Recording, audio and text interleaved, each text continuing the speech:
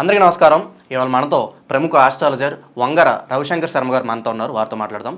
గురుగారు నమస్కారం. నమస్కారం అండి. గురుగారు, శని స్థానంలోకి రాహుగ్రహ ప్రవేశం చేస్తే ఎటువంటి మార్పులు సంభవిస్తాయి, అలాగే దీని ప్రభావం ద్వాదశ రాశుల మీద ఎలా చూపిస్తుంది, కాస్త వివరించండి. తప్పకుండా. ఈరోజు మనం గమనించినట్లయితే 9 జూలై రోజు వచ్చేటప్పటికి రాహుగ్రహ మార్పు, నక్షత్ర పరివర్తన అనేది జరుగుతుందన్నమాట. నక్షత్ర పరివర్తన అనేది చాలామందికి తెలియదు, దానికి ఐడియాలజీ కూడా వచ్చేటంటే రాబోతున్నటువంటి 8 నెలల కాలము రాహుగ్రహ మార్పు అనేది ఈ యొక్క ఉత్తరాభాద్ర నక్షత్రంలోనే ఉండబోతుంది. అంటే ఉత్తరాభాద్ర నక్షత్రంలో వచ్చేటప్పటికి రాహు ఎప్పుడైతే ప్రవేశిస్తుందో, రాహు ఎప్పుడు వచ్చేటప్పటికి తిరోగమనంలో వెళ్తూ ఉంటుంది అన్నమాట. ఇప్పుడు తన యొక్క స్థితిగతి వచ్చేటప్పటికి మీనంలో కొనసాగుతున్నది.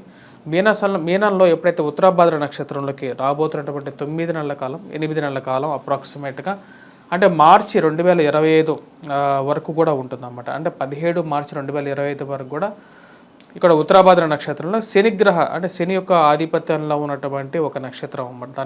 దానిలో ఉంటుంది. ఇక ప్రభావం వచ్చేటప్పటికి 27 నక్షత్రాలు ఏవైతే ఉన్నాయో 27 నక్షత్రాల మీద కూడా దీని యొక్క ప్రభావం అనేది ఉంటుంది.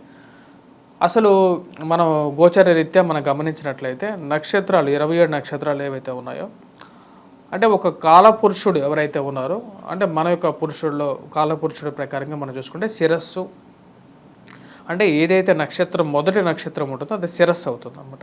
ఆ శిరస్సులో ఉన్నటువంటి రాహువు తన యొక్క దృష్టిని మిగతా 27 నక్షత్రాల మీద ఎప్పుడైతే చూస్తాడో, ఆ యొక్క 27 నక్షత్రాల మీద కూడా యొక్క ప్రభావం ఉంటుందని చెప్పి గోచార శాస్త్రంలో ఉన్నటువంటి కాన్సెప్ట్ అన్నమాట. ఇది నక్షత్ర రీత్యా మనం నిజంగా యాక్చువల్గా తెలుసుకోవాలి ఫలితం అని అన్నప్పుడు ఎప్పుడైనా సరే నక్షత్రం ఫలితమే తెలుసుకోవాలన్నమాట. అప్పుడు మనకి ఎగ్జాక్ట్ రిజల్ట్ కూడా వస్తుంటుంది. ఇప్పుడు నడవబోతున్నటువంటి పరిస్థితి కూడా దాని ప్రకారంగానే నేను ఇప్పుడు వివరించబోతున్నాను. మొత్తం 27 నక్షత్రాలకి ఎటువంటి ప్రభావం ఉంటుంది, అలాగే వచ్చేటప్పటికి రాహుకి శనికి ఉన్నటువంటి కంపాటబిలిటీ కూడా మనం చూద్దాం. ఇప్పుడు రాహుకి శనికి కంపాటబిలిటీ మనం చూసుకుంటే మిత్రత్వం అనేది కూడా ఉందన్నమాట. సో కాబట్టి రాహు వచ్చేటప్పటికి శని యొక్క స్థానాల్లోకి ప్రవేశించినప్పటికీ కూడా పూర్తిగా ఇంకంపాటబుల్ అయి డిజాస్టర్గా అయితే ఎవరికి హాని అయితే ఎక్కువగా చేయదు. కానీ నక్షత్ర మార్పు అనేది డెఫినెట్గా ఒక నక్షత్రం మారినా సరే, ఎందుకంటే చాలా స్లో మూవింగ్ ప్లానెట్ అన్నమాట. అందుకనే మనకు 1.5 సంవత్సరం పాటు రాహుగ్రహ కేతుగ్రహ మార్పులు అనేవి ఉంటూ ఉంటాయి. అలాంటి స్లో మూవింగ్ ప్లానెట్ ఎప్పుడైతే 27 నక్షత్రాలు ఒక నక్షత్రం మారటానికి 8 నెలల కాలం పడుతుంది. ఆ 8 నెలల కాలం ఒకే నక్షత్రంలో ఉంటుంది కాబట్టి దాని యొక్క విషయం కూడా తెలుసుకోవటం అనేది చాలా ముఖ్యం. గురుగారు, ఈ రాహుగ్రహ ప్రవేశం అనేది ఎప్పటి నుంచి మొదలవబోతుంది, అలాగే మొదలైన తర్వాత ఎప్పటి వరకు ఈ మూమెంట్ అనేది ఉండబోతుంది? ఈ యొక్క రాహుగ్రహ ప్రవేశం వచ్చినప్పటికి 9 జూలై మధ్యాహ్నం 1:28 స్టార్ట్ అవుతుంది. రేపు రాబోతున్నటువంటి 9 జూలై ఇది వచ్చేటప్పటికి ఇది కంటిన్యూషన్గా జరుగుతూ ఉంటుంది. పూర్వభాద్ర నక్షత్రంలోకి ఎప్పుడైతే ప్రవేశిస్తుందో అప్పటితో ఇది సమాప్తం అవుతుంది అన్నమాట. అంటే దగ్గర మనకి 8 నెలల కాలం అనేది టోటల్గా ఈ యొక్క పీరియడ్ అనేది ఉంటుంది. 2025 మార్చి వరకు కూడా ఒకటే నక్షత్రంలో రాహు యొక్క మార్పు అనేది ప్రవేశం అనేది ఉంటూ ఉంటుంది అన్నమాట. కాబట్టి ఈ యొక్క 27 నక్షత్రాలకు కూడా ప్లస్ ప్రతి రాశి వారికి కూడా ఎలా ఉంటుంది అనేది తెలుసుకోవటం అనేది చాలా ముఖ్యం. గురుగారు, శని స్థానంలో రాహుగ్రహ ప్రవేశం వల్ల సింహరాశి వారికి ఎలాంటి ఫలితాలు ఉండబోతున్నాయి, అలాగే ప్రవేశం అనేది ఎప్పటి నుంచి ఎప్పటి వరకు ఉంటే దీని ఫలితాలు ఏంటి, కాస్త వివరించండి. తప్పకుండా. ఇప్పుడు శనిగ్రహ స్థానంలోకి రాహుగ్రహ మార్పు అనేది జరుగుతుంది. 9 జూలై 9th జూలై మధ్యాహ్నం 1:28 ఈ యొక్క మార్పు జరుగుతుంది. ఇది రాబోతున్నటువంటి 8 నెలల కాలం వచ్చేటప్పటికి రాహు ఈ యొక్క ఉత్తరాభాద్ర నక్షత్రంలోనే ఉంటాడు. ఉత్తరాభాద్ర నక్షత్రం నుంచి పూర్వభాద్ర నక్షత్రానికి 8 నెలల కాలం తీసుకుంటాడు. 2025 మార్చి 17వ తారీఖున మళ్ళీ తిరిగి మారుతాడు అన్నమాట. చాలా స్లో మూవింగ్ ప్లానెట్. సో ఈ యొక్క మార్పు అనేది కొంచెం స్లోగానే ఉంటుంది. ఎప్పుడైతే ఉత్తరాభాద్ర నక్షత్రం అనేది వచ్చేటప్పటికి మనకు మొదటి నక్షత్రం అవుతుంది. ఇప్పుడు సింహరాశి వారిని గమనించినట్లయితే మక, పుబ్బ, ఉత్తర నక్షత్ర జాతకాలు అన్నమాట. ఇప్పుడు ఈ యొక్క మార్పు ఎప్పుడైతే జరుగుతుంటుందో రాహుగ్రహ దృష్టి అనేది మారుతుంది అన్నమాట.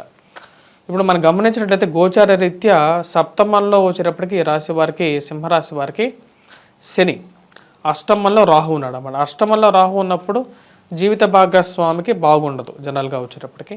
కానీ ఇప్పుడు వాళ్ళ ఆ స్థితిలో కొన్ని మార్పులు ఉన్నాయన్నమాట. ఎందుకంటే రాహు అష్టమంలో ఉన్నప్పటికీ కూడా రాహు ఎప్పుడైతే ఒక నక్షత్రం మారినప్పుడు ఉత్తరాభాద్ర నక్షత్రంలోకి ఎప్పుడైతే రాహుగ్రహ మార్పు జరుగుతుందో తన యొక్క దృష్టి రీత్యా ఇది వచ్చేటప్పటికి ఎడమ చేతి వైపు రాహుగ్రహ దృష్టి అనేది ఉంటుంది.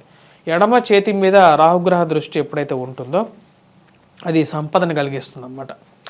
సంపదని సుఖాన్ని కలిగిస్తుంది. అంటే వ్యాపార పరంగా కానీ వృత్తిపరంగా కానీ ఉద్యోగ ప్రయత్న సంబంధితమైన విషయాల్లో కానీ లేకుండా ఉంటే వివాహ ప్రయత్నాల్లో కానీ కొంచెం అనుకూలత అనేది ఉంటుంది. వివాహం జరుగుతుందని నేను చెప్పను, ఎందుకంటే సప్తమంలో శని ఉంది కాబట్టి దాని ప్రభావం వేరే విధంగా ఉంటుంది. కాకపోతే వృత్తిపరంగా క్రియేట్ అవ్వటం, ఇంట్లో ఒకరికి ఉద్యోగం రావటం కానీ లేకుండా ఉంటే మానసికంగా అంటే ఇష్టం లేనటువంటి ఉద్యోగం చేయటం కన్నా మార్పు జరిగి వారికి మంచి ఉద్యోగం దొరకటం కానీ ఇవన్నీ కొంచెం పాజిటివిటీ క్రియేట్ చేస్తుంది.